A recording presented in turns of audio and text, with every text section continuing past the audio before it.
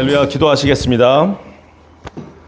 그렇습니다. 하나님 아버지, 하나님의 꿈이 우리 비전이 되고 하나님의 성품이 우리의 인격이 되고 하나님의 능력이 우리의 소망과 또 우리의 능력이 될 수 있도록 주님 이끌어 주길 간절히 기도드리며, 오늘 이 자리에 모인 하나님의 성도들 머리 위에 주님 축복하여 주시고 하나님께서 주시는 무한한 은혜 가운데 임할 수 있도록 인도해 주시길 간절히 기도드리며, 이 모든 기도 우리 주 예수 그리스도의 이름으로 기도드리옵나이다. 아멘. 아멘. 잠시 제가 준비하는 동안 여러분들 옆에 계신 분들에게 인사를 나눠주셨으면 감사하겠습니다.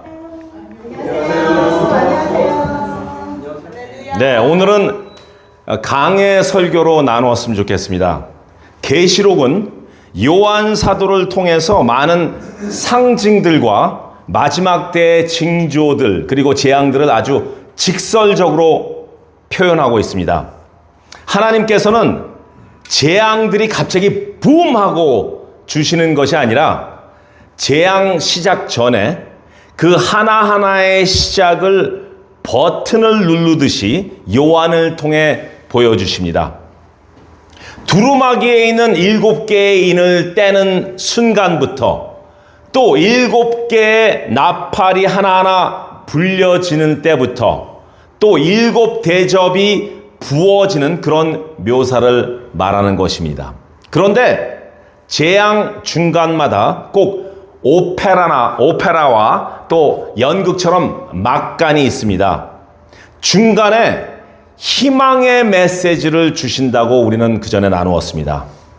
7인 중 6개의 인을 띠시고 14만 4천이라는 하나님의 인치심을 받은 순교자들과 죄사함을 받은 사람들의 천국 예배의 모습이 나옵니다. 그리고 7 나팔 중 6번째 나팔이 불려지고 나서 힘센 천사와 두루마리, 또한 죽음으로 길가에 버려진 2 증인에게 하나님의 생기가 들어가서 하늘로 올라가는 모습이 바로 희망의 메시지입니다. 그런데 7 대접에 와서는요, 중간은 6번째 대접이 부어진 다음에 막간이 나오는 것이 아니라 먼저 3가지 막간이 처음에 나옵니다. 그 막간들은 바로 이것입니다. 여자와 아이와 용, 그리고 2 짐승, 시온산의 14만 4천의 새 노래입니다. 그중 오늘 우리는 12장의 여자와 아이와 용에 대해서 나누어 봅니다. 많은 교단들과 학자들은요, 예수님이 재림하시기 전 7년 대환난이 일어난다고 주장을 합니다. 물론 상징적인 기간입니다. 왜 7년인가? 성경에 그런 말은 없는데 어떻게 목사님은 담대하게 7년이라고 선포하십니까? 맞습니다. 성경에 7년 대환난이라는 이야기는 나오지 않습니다. 그것은 다니엘서 9장 27절 종말에 바로 한 일에 7년을 종말에 적용하는 해석학적 연결에서 나온 것입니다. 물론 다시 한번 말씀드리지만 이것은 상징적인 기간입니다. 그 7년 중 반을 나누어서 첫 번째 3년 반을 전반부 환난이라고 그러고 2번째 환난부를 후반부 환난이라고 이렇게 부릅니다. 목사님, 왜 당신 마음대로 또 반을 그렇게 나누냐는 질문이 있을 수 있습니다. 계시록에는 3년 반이라는 이야기가 나오는데 이것은 바로 42개월입니다. 3년이라는 건 36개월이죠. 그리고 반이니까 6개월 해서 42개월. 그리고 42개월을 한 달을 30일로 쳤을 때 42개월 곱하기 30 하니까 1260이라는 단어들이 너무나 많이 나옵니다. 또 다니엘서에는 한때 1년, 2때 2년, 1년과 2년 합치면 3년, 그리고 반때니까 3년 반. 물론 모든 교단이나 신학자들이 동일하게 받아들이는 해석은 아닙니다. 그런 서로 다른 해석의 바탕 위에 우리 광야 교회는요, 내용으로 봐서 챕터 12장 여자와 아이와 용의 막간은 바로 7년 대환난 중에 전반부를 이야기하는 것이고 13장은 바로 후반기를 이야기한다고 생각을 합니다. 사실 많은 주장들을 우리가 시시비비 가릴 필요 없습니다. 왜냐하면 우리는 사실을 알 수 없으니까요. 그리고 오늘 감동은 그것과 거리가 먼 것입니다. 먼저 여자와 아이의 이야기부터 보았으면 합니다. 12장 1절 같이 읽겠습니다. 하늘에 큰 이적이 보이니 해를 옷 입은 한 여자가 있는데 그 발 아래는 달이 있고 그 머리에는 12별의 관을 썼더라. 해를 옷 입었다. 엄청난 위엄과 권위가 느껴집니다. 해를 옷을 입었으니까요. 물론 이 여자에 관해서는 많은 해석들이 있습니다. 2절에 가면은요, 이 여자가 아이를 베어 해산하게 되매 아파서 애를 쓰며 부르짖더라. 여자가 아들을 낳으니 이는 장차 철장으로 만국을 다스릴 남자라. 그 아이를 하나님 앞과 보좌 앞으로 올려 가더라. 누구의 이야기처럼 느껴지십니까? 지저스. 할렐루야. 동정녀 마리아와 예수님의 이야기입니다. 그리고 나오는 이야기가 바로 붉은 용에 대한 것입니다. 12장 3절, 하늘에 또 다른 이적이 보이니 보라, 한 큰 붉은 용이 있어 머리가 7이요 뿔이 10이라. 그 여러 머리에 7 왕관이 있는데, 용은 누구를 말하는 것입니까? 사탄입니다. 용, 옛뱀. 9절에 또 이렇게 나와 있죠. 큰 용이 내쫓기니 옛뱀 곧 마귀라고 하는 사탄이라고도 하며 온 천하를 꿰는 자라. 그가 땅으로 내쫓기니 그의 사자들도 그와 함께 내쫓기니라. 그 꼬리가 하늘의 별 3분의 1을 끌어다가 땅에 던지니라. 용이 해산하려는 여자 앞에서 그가 해산하면 그 아이를 삼키고자 하더니, 바로 하늘의 별이란 계시록 1장 20절의 말씀과 같이 내가 본 내 오른손의 7별은 7교회의 사자요, 바로 천사를 이야기하는 것입니다. 천사들 중 3분의 1을 꼬리로 끌었다는 것은 교묘하게 그 천사들을 속여서 반역을 일으키고 하나님 보좌와 대등하게 하려다가 하늘에서 쫓겨났다라는 이야기입니다. 더 디테일한 내용이 바로 7절에 나옵니다. 하늘에 전쟁이 있으니 미가엘은 누굽니까? 대천사장이죠. 미가엘과 그의 사자들이 용과 더불어 싸울세. 용과 그의 사자들도 싸우나 이기지 못하여 다시 하늘에서 그들이 있을 곳을 얻지 못하고 쫓겨난 것입니다. 바로 이들이 교묘하게 거짓으로 속이고 반란을 일으켜서 하나님 보좌에 대등하려다가 쫓겨난 것입니다. 근데 질문이 있습니다. 이 사단은 언제 쫓겨났을까요? 첫 번째, 창조 전에 쫓겨났다. 두 번째, 예수님 십자가 사건 이후에 쫓겨났다. 세 번째, 누가복음 기억나시죠? 10장 18절에 70명의 제자를 보내시고 사단을 예수님의 이름으로 쫓아냈을 때 예수님께서는 이렇게 이야기하죠. 사단이 번개처럼 하늘에서 떨어지는 걸 보았다고 말씀하실 때 어느 게 정답인 것 같습니까? 정답은 모릅니다. 나중에 우리가 주님께 물어보고 싶은 질문 중에 하나입니다. 그런데 저는 이 사건을 절대로 상징으로 보지 않습니다. 이것은 진짜 일어났던 일이고 일어나고 있는 일이고 일어날 일일 계시를 통하여서 아무것도 모르고 있었던 우리들에게 알려주시는 은혜라고 생각합니다. 다니엘서와 계시록이 없었다면 우리는 종말과 또 하늘에서 일어난 이런 사건을 어떻게 알겠습니까? 알 수가 없습니다. 이로 인해서 하늘에서 쫓겨난 마귀들은 결국 공중권세를 잡은 것입니다. 그러면서 용이 해산하려는 여자 앞에 기다리고 있다가 그녀가 해산하면 그 아이를 예수를 삼키려고 하니, 이런 사건이 혹시 성경에 나오나요? 네. 정말요? 어디에 나옵니까? 헤롯 왕 맞습니다. 마리아가 예수를 해산할 때 헤롯 왕이 예수를 죽이려고 했죠. 그때 요셉과 마리아와 아기 예수는 천사의 지시로 애굽으로 가게 되는 사건이 있습니다. 12장 6절, 계시록 12장 6절. 그 여자가 광야로 도망가매, 어디로요? 애굽으로 도망하매 거기서 1260년 1260일 3년 반 42개월 동안 그를 양육하기 위하여 하나님께서 예비하신 곳에 있더라. 1260일 즉 3년 반의 시간, 상징의 시간입니다. 즉 7년 환난 전반기의 사건을 나누고 있는 것입니다. 오늘 12장을 통해서 성령께서 주시는 감동이 참 많은데요. 그중 가장 큰 것 하나를 나누어 보겠습니다. 그것은요, 바로 이것입니다. 사건의 배후에는 항상 사단이, 우리 한번 12절, 13절, 16절을 한 목소리로 읽겠습니다.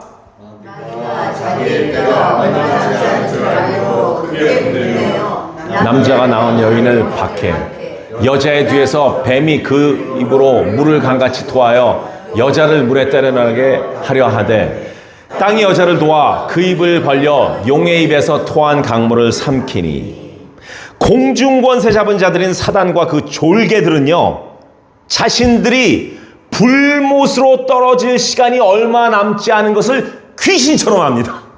귀신처럼 잘합니다.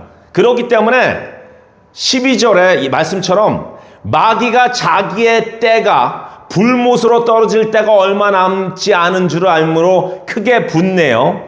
그들은 정말 최선을 다해서 하나님의 사람들을 건드리고 공격합니다. 사실 많은 신학자들은요, 이 여인을 그냥 문자적으로 동정녀 마리아라고 보지만은 않습니다. 여인을 바로 하나님을 믿고 하나님을 사랑하는 사람들과 그들의 공동체, 바로 교회를 이야기한다고 해석합니다. 여인의 아들 예수님을 삼키려고 했죠. 그리고 천사의 3분의 1을 데리고 반역하여서 미카엘에게 쫓겨나고 그리고 공중권세를 잡습니다. 13절에 남자를 낳은 여인을 박해합니다.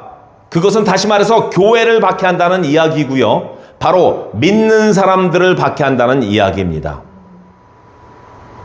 15절에 여자의 뒤에서 뱀이 그 입으로 물을 강같이 토하여 여자의 물에 떠내려가게 하려 하되 이렇게 물로 잠기게 할 정도로 박해를 시도하지만 그것도 실패가 됩니다.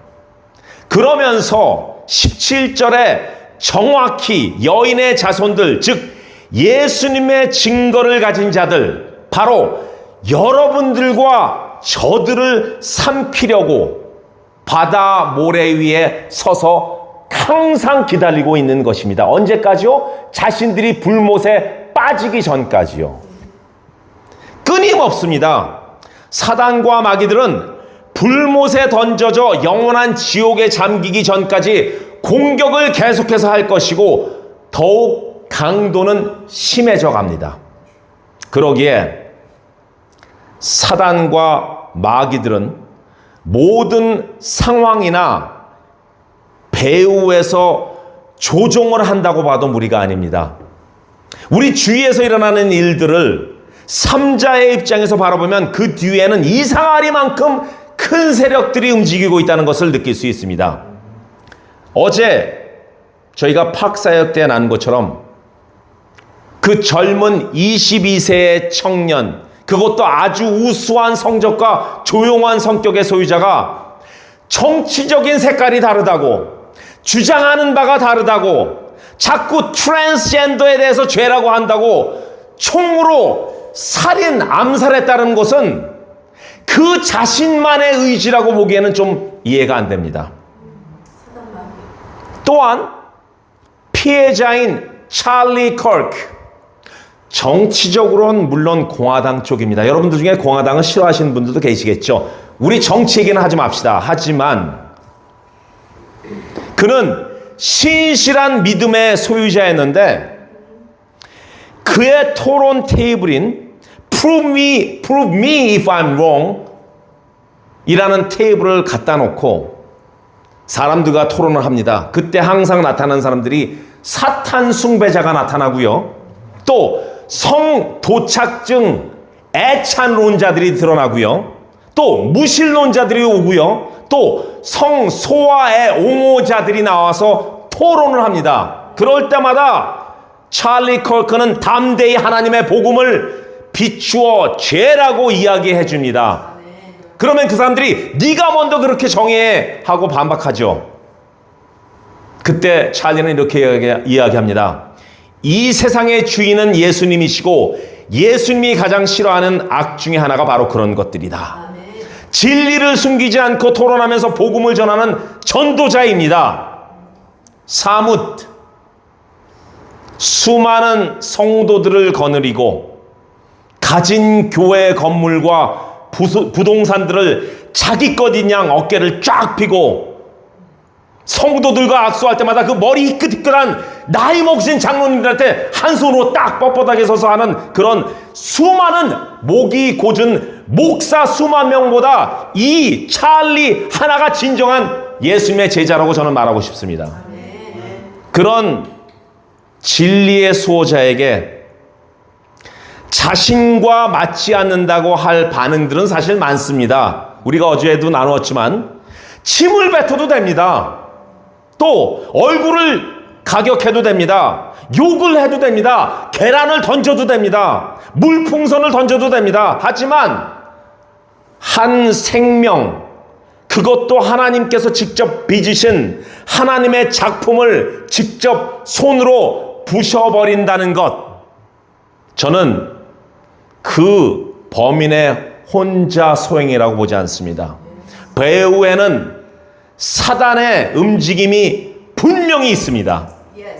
여러분들 기억나시죠? 2, 3년 전에 브랜팍에서 우리가 알메니안, 이란 사람들이랑 히스패닉이랑 다 같이 우리 리트리트를 했잖아요. 바베큐를 구워 먹었잖아요. 그때 제가 예수님은 왕이다고 선포했을 때 어떤 한 청년이 지나가면서 FU 했습니다.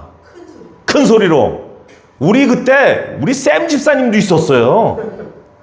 그리고 우리 알메니안 엑스 갱 멤버들도 수십 명 있었어요. 남자만 80여 명이 됩니다. 그런데 그 청년 하나가 지나가면서 FU를 외쳤다는 거 용기가 있어서입니까? 저는 그렇지 않다고 봅니다. 용기보다는 그의 배후에 어떤 더러운 용들이 있었기에 그가 감히 그 많은 성도들이 있는 앞에서 FU라고 외친 것밖에는 볼 수 없습니다. 정말 여러분들도 찰리 컬크가 어떻게 진리를 사탄 숭배자들과 무신론자로부터 방어했는가 들어보시면 이번 그의 죽음으로 본 그 사건들 뒤에 정말 사단이 조종했다는 것을 분명히 느끼실 것입니다. 사단은요, 하나 잘못하는 것이 있습니다. 이런 박해 끝에 모든 신앙과 진리가 없어질 줄 알고 있는 것입니다. 그러나 제2의, 제3의, 제100의, 1밀리언의 찰리 컬크는 계속 나올 것입니다. 예수님의 죽으심과 승천하신 이후에 온갖 크리스찬에 대한 박해에도 크리스찬들이 사라지지 않는 것이 바로 그 증거입니다. 자, 그럼 사건들마다 배후에 있는 사단을 어떻게 대응해야 될까요? 첫 번째, 반응을 좀 천천히. 어떤 일이 일어났을 경우에 반응을 좀 느리게 하십시오. 그냥 육적으로 바로 들이받는 것이 아니라 하나님의 요청에는 분명히 바로 반응하셔야 됩니다. 하지만 어떤 사건이 일어났을 때 먼저 마음을 진정시키시고 한 발짝 뒤로 물러나십시오. 근데 그러지 않고 바로 반응하게 되면요, 그들의 계략에 넘어갑니다. 그리고 다른 사람들과의 관계가 나빠질 수 있습니다. 그동안 숨겼던 자신의 새로운 모습을 보여주게 되는 경우가 있습니다. 특히 이런 일들은 부부 사이에서 많이 일어납니다. 제가 부부 세미나 때 강의하는 것인데요. 그렇게 부부가 싸우게 될 때 어떤 부부들은요, 우리가 왜 싸우지? 이것은 분명히 사단의 계략이다. 이렇게 알아차리는 분들이 계세요. 근데 그 다음이 문제예요. 자기는 괜찮은데 바로 당신이 지금 사단한테 당하고 있는 거야. 당신이 사단한테 홀려 있는 거야. 이렇게 해서 서로를 공격하다가 더 관계가 악화되는 경우가 있습니다. 절대 그러지 마십시오. 어떻게 해야 되냐면요, 우리가 다 같이 수어로 합시다. 수어로.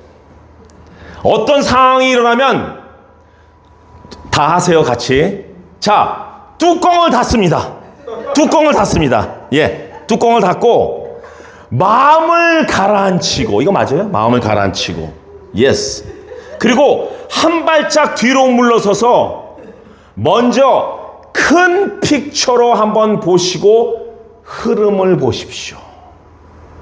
뚜껑 누르고 뒤로 물러서서 큰 픽처로 보고 그 흐름을 보십시오. 그래도 하나요? 생각할수록 더 하나요. 하나님께 무릎을 꿇으십시오. 그렇게 하는 이유는요, 바로 이것입니다. 정말 이것이 영적인 공격인지를 알 수 있는지, 영적인 공격인지 그것을 알아보기 위한 것입니다. 왜냐하면 모든 것을 다 우리가 영적 전쟁이라고 하면 안 되기 때문입니다. 우리가 계속 영적인 전쟁, 이것은 사단의 계략이야 그러면 듣는 사람도 기분 나쁠 거예요. 나 안 그랬어 요번에, 이렇게 할 거예요. 듣는 사단이 예. 굉장히 기억나시죠? 제 친구 중에 파킹 티켓을 띈 것을 다 사단 때문이라고 이야기합니다. 듣는 사단도 황당했을 거예요. 벙쳤을 거예요. 왜냐하면 본인이 자기가 정신없이 당구를 치다가 동전 넣는 것을 잊었고요. 두 번째는 그 바로 앞에는 빨간 줄을 넘어서 세웠기 때문입니다. 그것은 본인의 네글렉트한 거예요. 그렇죠? 네. 혹시 그것도 홀린 게 아닌가? 아우 전혀. 영적인 전쟁은 우리가 싸우는 것이 아니라 하나님께 맡겨야 되기에 우리는 육적인 즉각적인 반응보다는 한 발짝 물러서서 큰 그림을 보시고, 이것이 만약 영적인 싸움이라면 하나님한테 맡겨야 된다는 것입니다. 그리고 나서 하나님께 영광 드리고 찬양하고 그분만 바라보고 거룩함으로 엎드리고 기도하면 그것이 하나님의 영적 전쟁에 우리가 해야 될 작전 중에 하나라는 것입니다. 아멘. 두 번째, 차세대를 위한 기도를 해야 됩니다. 잊지 말아야 할 것은요, 우리들이 자라날 때, 그렇지는 않았지만 지금 어린 세대들은요, 동성애, 소아 성애가 정신병의 일종이니까 그들의 자유를 보장해야 된다라고 옹호하기도 하고요. 그렇게 그들의 개인 인권을 위해서 그들이 프랙티스할 게 놔둬야 된다는 이런 주장을 하는 젊은이들이 많은 거 여러분들 아십니까? 동성애는 하나님이 잘못한 거야. 여자로 만들어야 될 사람을 실수로 남자로 만들었어. 반대로 남자를 만들어야 될 사람을 실수로 여자로 만들었어. 이런 사악한 이론들을 가지고 맞서는 젊은이들이 많다는 것입니다. 더 안타까운 것은요, 이런 것을 옹호하는 크리스찬들과 목사들이 있다는 것이 더 황당한 일입니다. 저는 그 사람들을 크리스찬이라고 보지 않습니다. 그들은 거짓 선지자이며 적그리스도의 짓을 하고 있는 것입니다. 정말 그런 교육의 시스템 가운데 자라났기 때문에 너무너무 안타까울 때가 많습니다. 그래서 교회는요, 그들을 깨워야 되고 그들을 가르쳐야 되고 그들을 무엇이 맞고 무엇이 틀린지 분명히 지도해 줘야 됩니다. 아무리 학교에서 가정에서 너무나 리버럴하게 교육이 되었다 하더라도 교회에서는 진리를 가르쳐야 됩니다. 나 이 교회 더 이상 안 나와, 이런 엄포를 할지라도 우리는 진리를 가르쳐야 됩니다. 그리고 그들을 위해 진짜로 무릎을 꿇고 기도를 해야 됩니다. 이것이 바로 넥스트 제너레이션을 다시 일깨우고 그들을 보호하는 것입니다. 세 번째, 깨어 기도할 때입니다.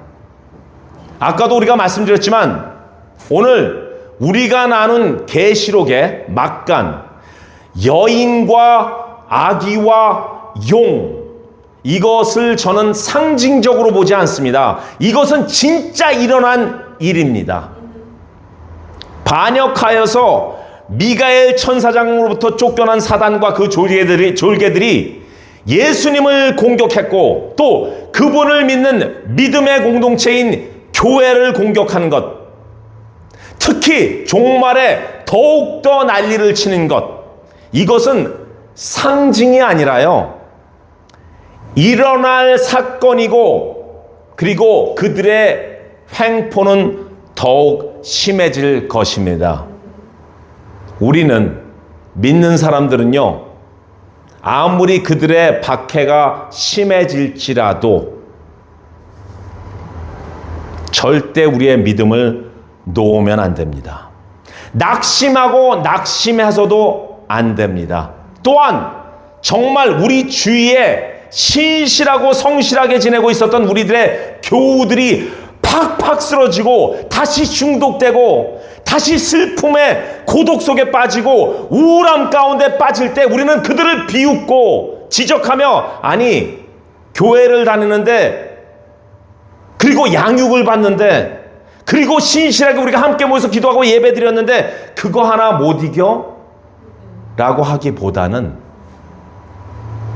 그들의 약한 마음, 그들의 텅 빈 마음의 공간, 그들의 과거의 상처들, 그들의 이머추어함을 공격하고 공격하는 마귀들을 예수님의 이름으로 꾸짖고 무너져버린 그들을 위해서 중보해야 됩니다.